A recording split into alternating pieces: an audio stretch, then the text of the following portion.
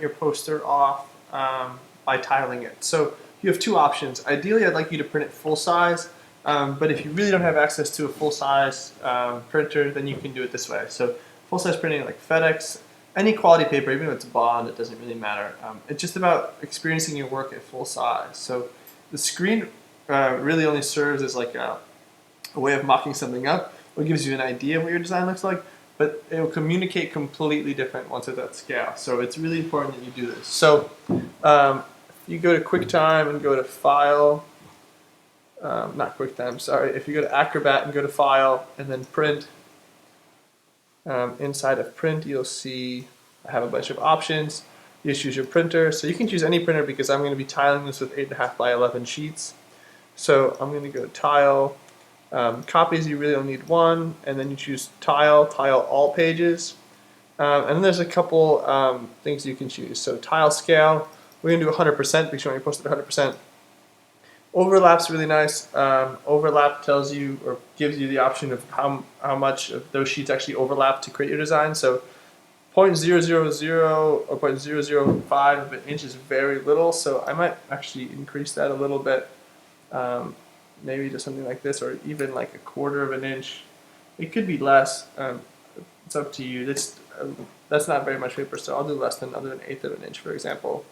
So then the other option are cut marks. So it'll show you where that paper has to be cut, and then labels, and it tells you which each panel is. So the poster's not that big.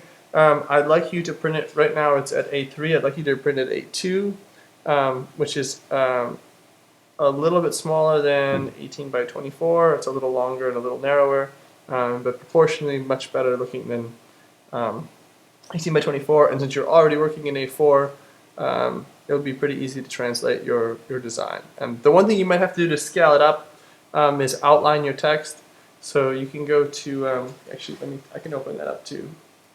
So if I go into Illustrator, and I have my design in Illustrator. My type is, actually it's already expanded, but I'll show you. You select your type, go to type, and then create outlines.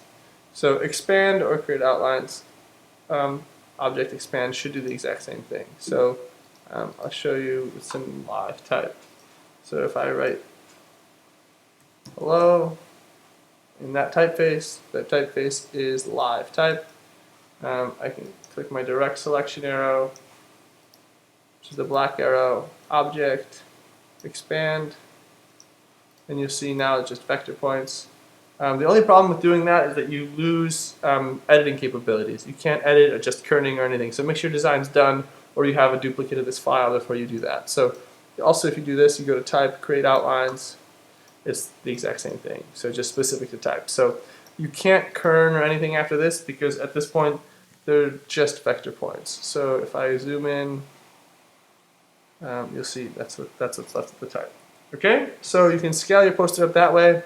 But yeah, make sure you're printing A2 and either tiling or full size. Full size would be great. You can hang it on the wall or something, and you can kind of see how it operates at a distance. Because like I said, your screen, even if you're on a 24-inch screen or on a 30-inch screen, you're only going to see it at like 4 inches by 6 inches, or or something to that effect. It's very small, right? You're kind of almost designing a business card no bigger than 8.5 by 11, when really what you're making is something much larger. So make sure you keep that in mind. If you have any questions or have problems, let me know. Okay, talk to you guys next week.